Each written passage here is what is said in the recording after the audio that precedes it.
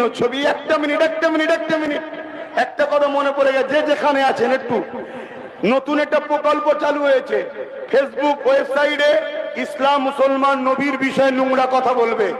আপনারা প্রশাসনের কাছে যাবেন, প্রশাসন কোনো গুরুত্ব দেবে না, কেন উপর থেকে প্রশাসনকে চাপ।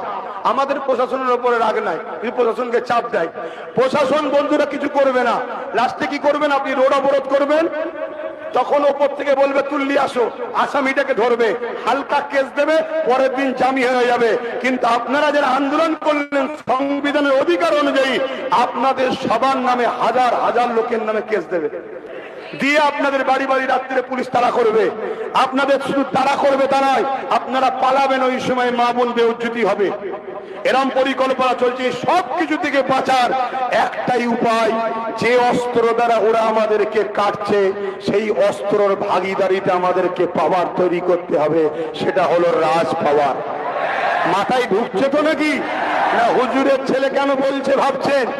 আরে কথা বলার অধিকার ইসলাম আমাকে দিয়েছে, দেশ আমাকে দিয়েছে।